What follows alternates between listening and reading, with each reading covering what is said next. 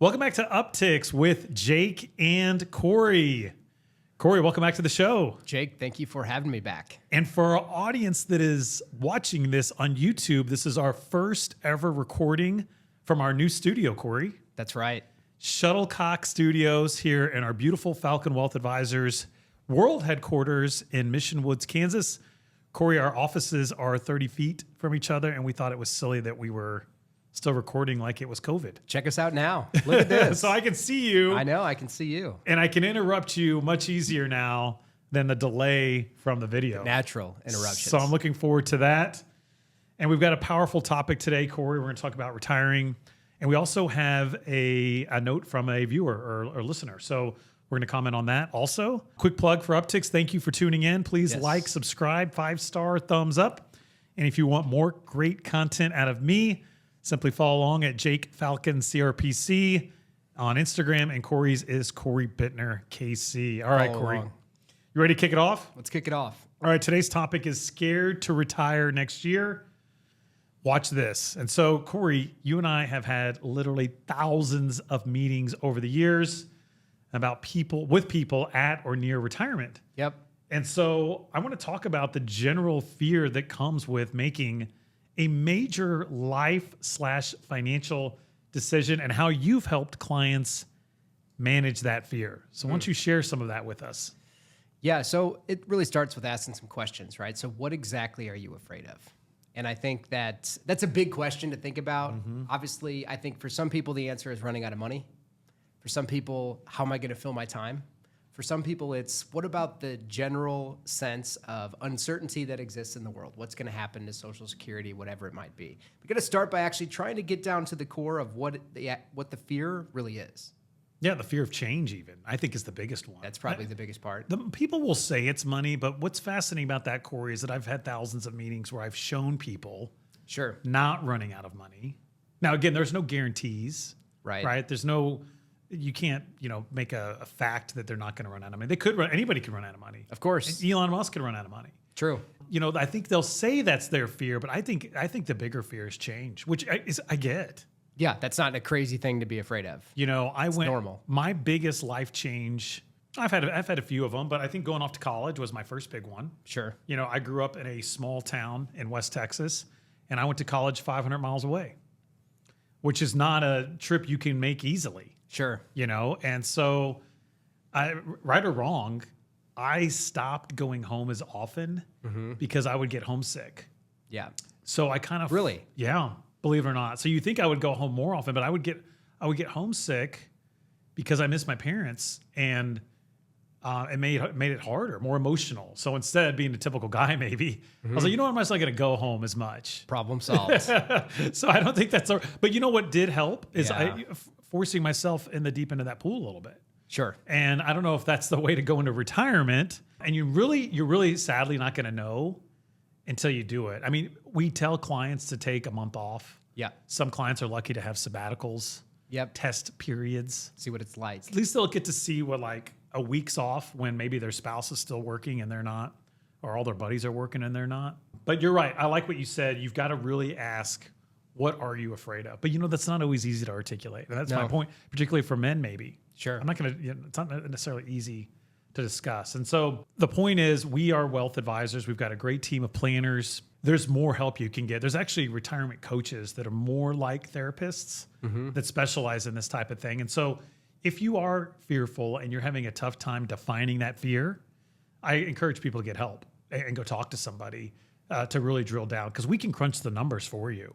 Right. And we can share experiences that our other clients have had, but only you are living your own unique experience, and only you really know what's going on inside of your mind. But I would encourage you to talk about it. If you don't talk about it with us, talk about it with your friends, your family, or again, a professional that specializes in that stuff. Yeah, I think you bring up a good point, because, we can ask people the question big questions, right? Like, what's your purpose going to be? Right. What's your meaning going to be? And those are not easy questions to try to articulate Very the answer hard. to. And for a lot of people that have been working for 30, 35, 40 years, the question is, what comes after the grind?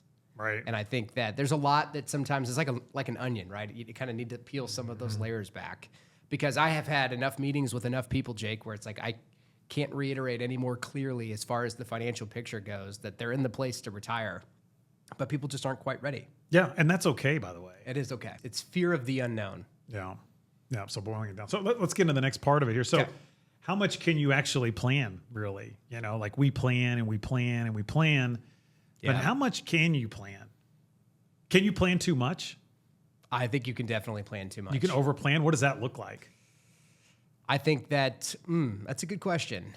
For somebody who's over planning their retirement, I think it's about control, because I think that if you're trying to plan what 30 years potentially of your life is going to look like, good luck, right? I mean, it's really difficult to do. But I think that people want to plan out trips. They want to plan out how they're going to spend their time. People think they're going to play more golf, whatever it might be. But I've had enough conversations with people where it's like, you can only play so much golf. Right? And you can only do it for so long.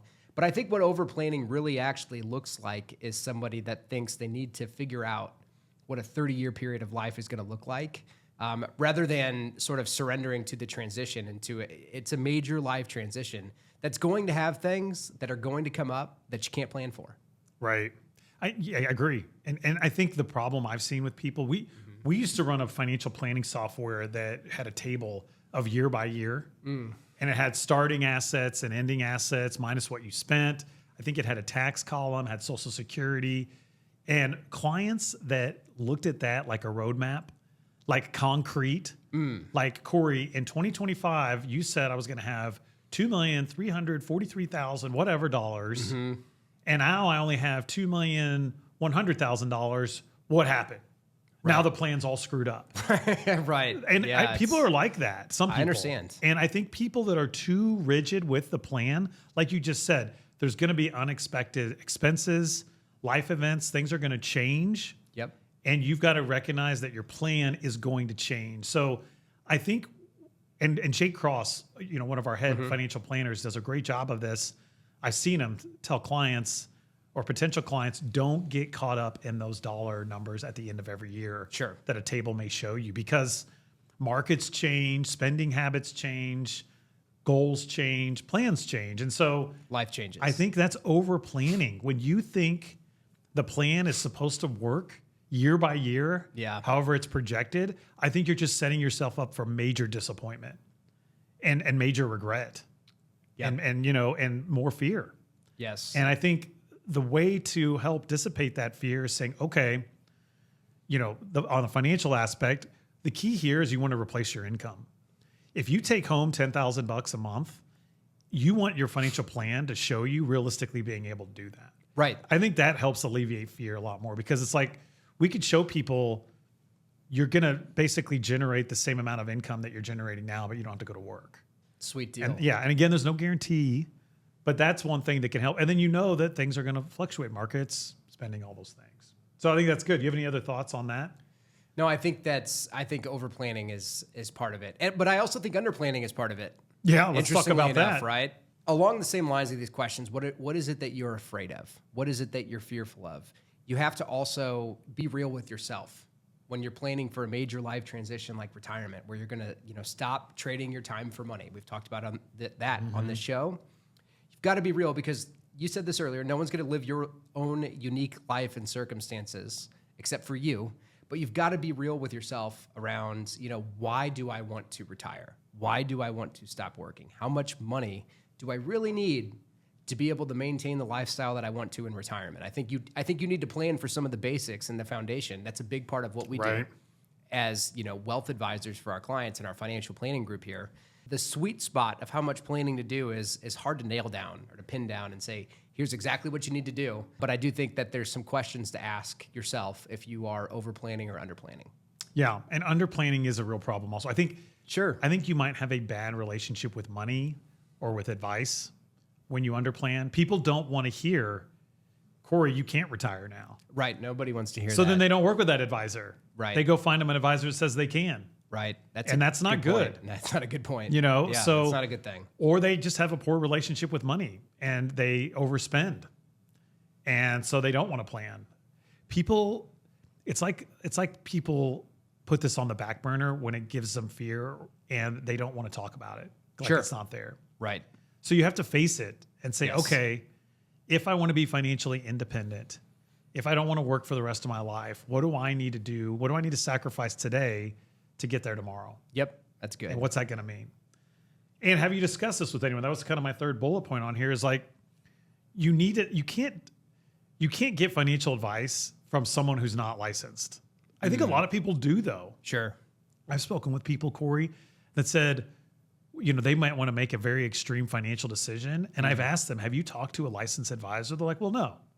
But I've talked to a lot of people and I've gotten a lot of advice. Talk to AI. Well, no, yes, don't do that either. So that's you can't get this from your loved ones or your friends or your coworkers. You want to work with an advisor who is licensed, not somebody just. And again, you and I are on social media, but we're also not giving advice on social media. That's right. A lot of financial people give advice on social media, which is wrong. Right. Flat out wrong. Yes. And these gurus out there that are giving advice, they're wrong too. Sure. And they're famous, a lot of them. Yeah. Dave Ramsey's out there famous, and he's giving advice to people that he doesn't even know. Right. That's Yeah. dangerous and very reckless of him. It is. You need to meet with somebody who's a fiduciary, who's licensed, who ideally specializes in what financial issue you're looking to solve. If it's retirement, do they work with other people that are retired? Right. And you want them to build a plan and go over that plan with you and explain it to you in English. Yeah, that's good. And that's what's going to help dissipate this fear. And that's that you can't get this from somebody. That's just why we have jobs. Right. If I need to take my car into the shop, I'm going to go to somebody who does that for a living. Right. I'm not going to take it to my buddy. Yeah, don't ask me. Yeah, I'm not going to take it to you, Cory, and say, Cory, can you fix my car? My check engine light's on. Sure. I can try. I know, and you could try. But it doesn't mean that I'm going to do it right. Yeah, and maybe you're a car enthusiast and you want to give it a shot. That's different, but still you're not licensed in what you do. I would still go to somebody who does this every single day, all day. Yep. And that's what I'm getting at here. You want to treat your finances the same way.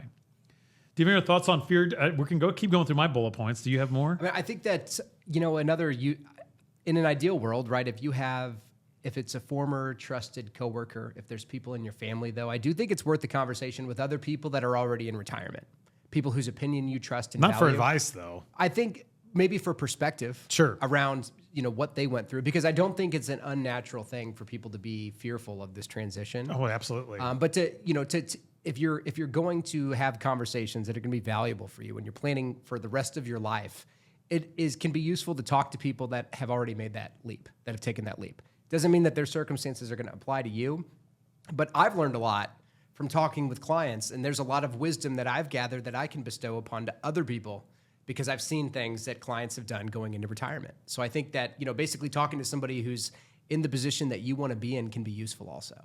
Yeah, absolutely. And you made me think of this. I've got a book out there about this. So if you don't want to talk to somebody, go check out my book, Retiring Right, Smart Steps for Exiting Corporate America. We need a big stack of those right here. We should get those in here in the studio. It's 150 action-packed pages. And actually for our listeners and our audience for Upticks, there's a free copy out there. Just fill out the form, find the link, email luke@falconwealthadvisors.com. You can get your free e-copy, or if you want a physical copy, you can go buy it on Amazon. But you're right. Talk to other people who've done this before. Here's another question I have for you, Cory. Do you think people should go into retirement with the plan B? I don't see that a lot, but I'm curious. I would not frame it as going into retirement as a plan B. I think I would frame it as you should go into retirement planning to be adaptable, because I think that people want certainty, and certainty for the future for a long period of time you can't do that. You can't get it. So having an adaptable or a versatile mindset, I think, is really useful. But I don't know, I'm a believer in no plan Bs, but that's just me. Yeah, I know that's where you've kind of lived your life, and you've had a lot of success doing that. I think plan B also might give you more confusion and a cop-out in some circumstances. A lot of my clients have gone back to work. Yeah. That didn't maybe expect to go back to work. And I have clients that did go back to work that hated it. Right. That left thinking they would go work. Yes. And then hated that. Yep. So again, if that was their plan B, I think you just need to you need to financially plan like you're never going to work again. Exactly. So that if you do work, it's gravy. Yep. It's bonus. That I agree with. Because you don't want to count on that, really. Unless you're retiring and you're like 40. Sure. And you want to go work, then you have to work more. But I get it. So, this brings to the next, and you kind of brought this up already. I had another point on here is why are you retiring and what are you going to do? That will help the fear. If you're asking why, if you're retiring because you hate your boss, I don't know if that's the right reason. But it could be the right reason if you hate your boss and you're having health issues. Sure. I congratulate people that retire because they want to focus on their health. They're important. Right. It's crucial. You don't want to make yourself sick. Yes. And so you've got to balance that. You've got to have a healthy lifestyle. And financial independence, like we talked about, is no longer trading your time doing a job you don't want to do for money that you need. And so if you have enough money, this is where people struggle. They have enough money, but they like their job. Then what are they supposed to do? Then they're scared to retire. And to those people, I say keep working. I agree. Right? And again, this show's not advice, but if you have $7 million and you're 52 years old and you're scared of retiring and you only live off $100,000 a year or $200,000 a year, so you probably have enough money. There's no guarantee, but I wouldn't tell that person to go retire. I agree. Yes. I love my financial plan is I'm going to retire when I'm 70. Yeah. That's a lot older than most of our clients retire. True. I'm very fortunate. I love what I do, and I can build my career around doing things that I have big impact and that I like doing. So to me, that's actually not working. Yeah. Yeah, I think that's great. It looks like I'm working, Cory, but I'm not. Yeah, that's good. I'm having a good time. Here you are in retirement. Look at you. I'm having a good time. But I think that, I've made this point to people that I know it's resonated with, that you can boil it down to two simple questions. Do I have enough? That's talking about the finances. Right. And have I had enough of whatever it is that I'm doing? Ooh, that's a good one. Whatever your career is. But again, you still want to plan for what the rest of your life is going to look like. But recognizing that if somebody goes straight into the workforce, or if somebody went off to college and then goes straight into the workforce, you don't have a plan for the next 30 years. Right. But you stay adaptable. You try to make the best decisions that you can. You try to outline what's most important to you and make decisions that are aligned with that. I think retirement's the same way. You're not going to be able to plan for 30 years, but you can plan for being adaptable. Yeah, good. It's kind of a mindset. I think it's a great message for today's episode. Is just you've got to be fluid, roll with it. You plan, and don't do the financial plan once. Right. Meet with your planner every year. Yes. In many circumstances, 2 to 4 times a year, but at least once a year. Yes. Go over the plan, adjust the plan, revisit the plan, stay adaptable. And then again, it's okay to be scared. You don't need to suppress that. I think it's natural. Yes, it's completely natural and normal. Maybe you don't want to be like me, is just avoid it. Just don't go home. Sure. You don't want to be homesick. Yeah. But you should talk about it with somebody, whether it's us at Falcon Wealth Advisors, whether it's a loved one, whether it's a coworker, whether it's a professional that talks about the emotional aspects of retirement. There are people that do that. Right. But the key here is don't let somebody talk you into it. You need to make the decision for yourself when you're ready. And I see it all the time, Cory. People know when they're ready. I agree. Very few times, I don't know, have you had many clients retire and they're not be ready mentally? I mean, it happens. Again, we have hundreds of clients, but I'm sure it's happened where we've had clients kind of regret retirement. Maybe they haven't told us. But the key here is don't let yourself be persuaded by somebody else. Yes, yeah, don't let somebody talk you into it. Right. Because nobody's living your life except you. Exactly. And we don't do that at all here. We don't want to do that to anybody. I don't ever want to talk somebody into doing something. Right. Regarding retirement, I do want to read something here, Jake. I just made some notes before we were talking about this today to just drive the point home. I typed this out earlier today. I said, if we look at just the last 15 years or so, we've seen the financial crisis, the introduction and implementation of Obamacare, the Affordable Care Act. We've seen COVID, we've seen inflation. And the point that I made here is how many people planned for all of that? Right. So if you think that you can plan for the next 30 years, recognize that being adaptable, going through the process of establishing a financial plan, reviewing it for regularity, recognizing that life's going to happen and things are going to change, the tax code's going to change, and that it's going to be an ongoing process, not a one-time event. That's how you can, in my opinion, that's how people can retire with less fear, but recognize that going into it. Yeah, it's good. I like that because you're right. We didn't plan on any of that stuff happening. No. And I think to kind of wrap up this topic with another thought is that your portfolio construction is important also. You don't want to have too much money in stocks that causes you nervousness on retirement. Right. It shouldn't matter what is going on in the market or the economy or the world when you retire. That should play no role. I bet people are surprised to hear that. Yeah, it because shouldn't matter. I bet people are surprised. I've had clients retire right before the great financial crisis. Right. Literally, and it was horrible. Yes. But you know what? He's still retired. Yep. And his plan is fine.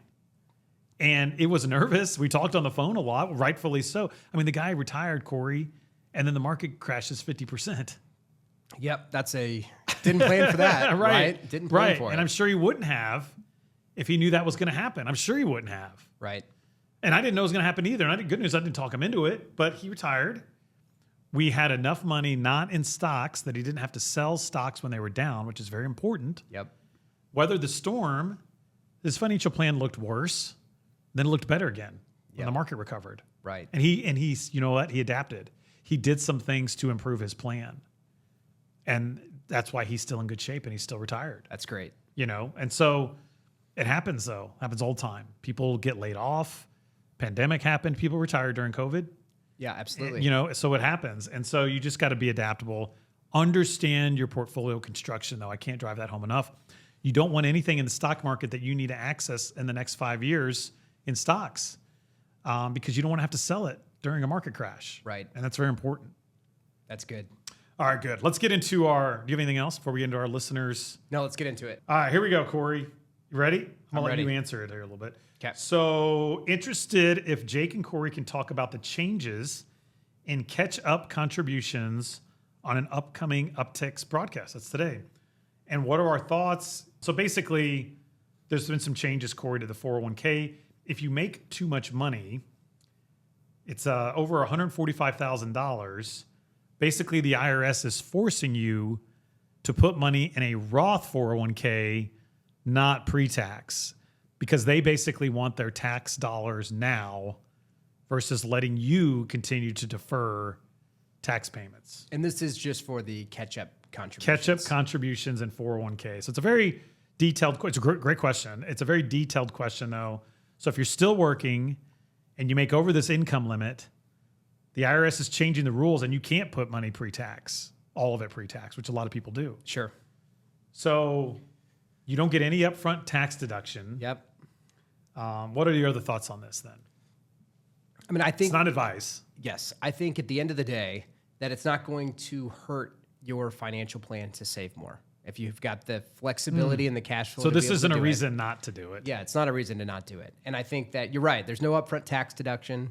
There's more dollars you're going to be paying income tax on, but then you're going to have more money in retirement that's growing tax-free.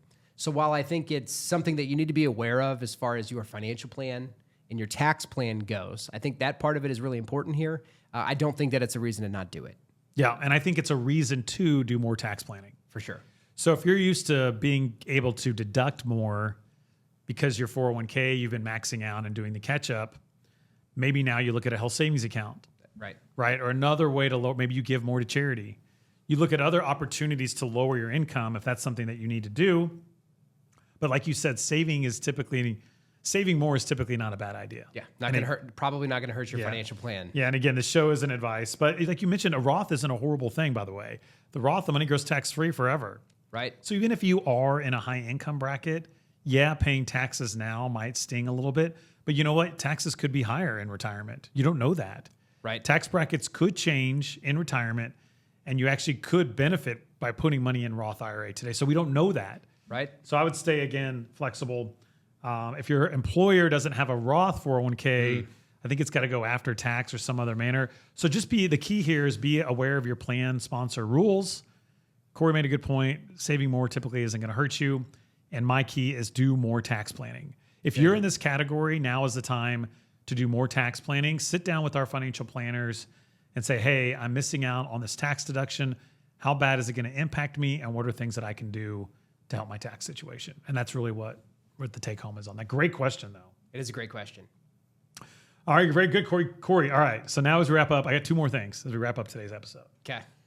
Number one, now that we've got a studio, we've got room for guests. That was one of the reasons we started the studio. So sit right here. So We're right there. if you're listening to Upticks or you're watching and you want to be a guest on our show, simply email Luke at falconwealthadvisors.com, and Luke will kind of interview you to see if it makes sense for you to be on our show.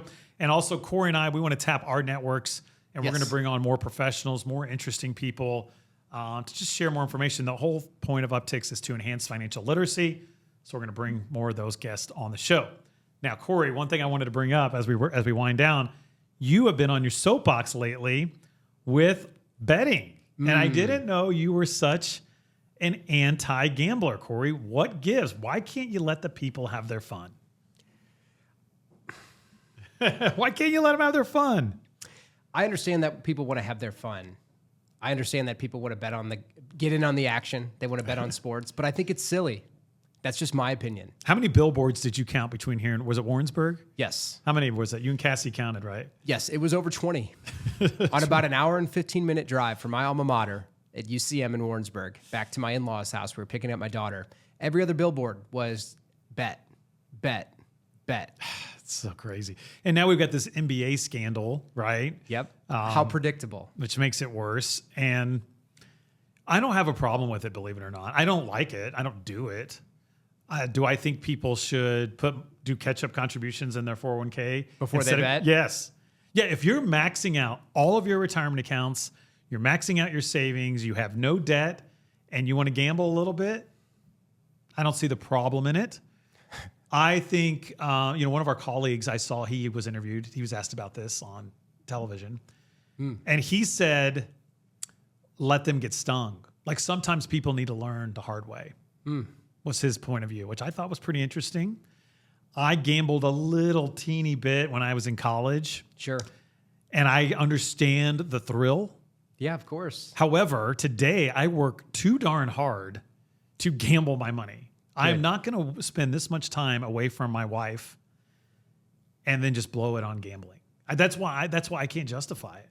I work too hard. Good for you. And I hate to lose. Yeah, that's good. I hate losing. Yep. If I lost $10, I would be mad. Sure. And I'd have to win. You understand the value. And I'd have to win like $100,000 to be happy. Right. If I won $10, I wouldn't be that happy. Right.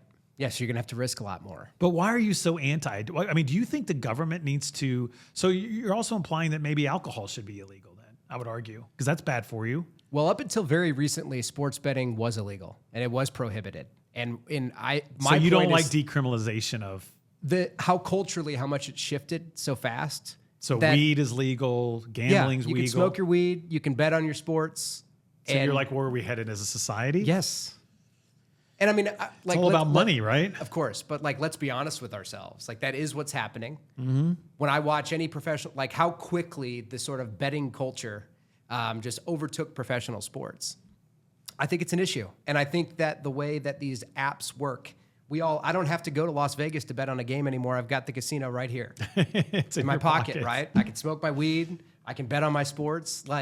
That's my point. What are we doing here? And it does bother me that there are people out there that don't have the self-control. There are people out there that are going to get wrapped up in this in a bad way. There's enough stories. I don't have to try to convince anyone of this. Have you seen this Instagram reel where they were betting on if it was a male or female who answered the gambler hotline? Yes. Yeah, as a joke. Yeah. Well, it might not have been a joke. I don't know. Is it funny? Sure. But that's very real. But there's people with real problems, is what you're saying. Of course. Yeah. And if these apps, the casino that everyone's carrying in their pocket, have the ability to say, you know what? It's been a few weeks since you've been on here and placed a bet. We just put $100 in your account. Come back. That's, in my opinion, that's predatory. Do you think you weren't living here, but you were in Missouri when casinos were legalized? Were you anti-casinos when they came to Missouri? Are you too young? Do you remember when that happened? Mm-mm. Oh, you don't? You're too young. So it was like a big thing. Okay. You used to have to go to Vegas to gamble. And then in Kansas City, we had these river boats. Literally, They had to be on water. Yep. To be able to go gamble. Okay. Yeah. You had to go on a boat, literally on a boat on the river. Sure. To gamble. And they were the rage. And we still have casinos in Kansas City, obviously. But so you're saying that's okay? Or you're saying you don't know because it didn't happen in your I don't know. Adults. I'm not anti-gambling. I'm pro being smart with your money. And if somebody wants to try to rationalize or explain to me why gambling is being smart with their money, I'm all ears. But I mean, I'm just trying to be a realist here. Yeah. And it like when we see what just happened with the NBA, like I as a fan of the sport of the Chiefs, for example, there just raises questions of, you know, the way that little things can happen in a game that can influence an outcome. And I'm not suggesting that that's what's going on. So are you saying sports aren't as fun to watch for you anymore because of that? Yeah, totally. Because there's less it's not about the security. game anymore. It's about people's bets. Yeah. Have you read that book? I think it's called The Gambler. I think his name's Billy Walters. No. I read that book. And this guy's one of the best gamblers of all time, right? Sure. And he explained in that book how to do what he did or does. I don't know. And it made me less than, like, I don't know why I read it. Maybe just because I thought it was a cool story. Okay. It made me want to bet less. Sure. But because of the amount of research this guy would do. This was before like the internet. Cory, he would fly to like Pittsburgh or whatever, read the local newspapers, like get into the local scene of what the weather, all that was going on to make his bets. Like the amount of research he did, he probably would have been a great stock analyst, but that's how he treated his gambling. Sure. To me, that actually kind of made a little bit of sense. That's fair. But you're right. It's bad when somebody's not putting enough money in their 401k, but they're gambling on their phone. That's bad. Yeah. And I'm like, who's paying for all those billboards? Right. All the people that are losing money betting. Yeah. And we in America have a financial literacy problem. Yes. And this doesn't help that. I get it. No. I get it. And so, you know, people want to have fun. It doesn't bother me though. It doesn't bother me maybe because it doesn't impact me. Sure. But, you know, I don't know. I don't know if more regulation and more laws though is right. So people are going to do it anyway. And again, I guess that doesn't make it right, but if they can regulate it, I mean, what I'd like to see is capping things, like only letting you place so many bets, how much you can bet. Yeah. Maybe you have to prove how much money you have before you can gamble. Yeah, but they're not. Yeah, there's no incentive to do that. Yeah. The incentive is to get people to bet that as would much be as the possible. Yeah, but that would be some cool regulation. Sure. I agree. Like you have to prove how much money you have in the bank before you can place a bet.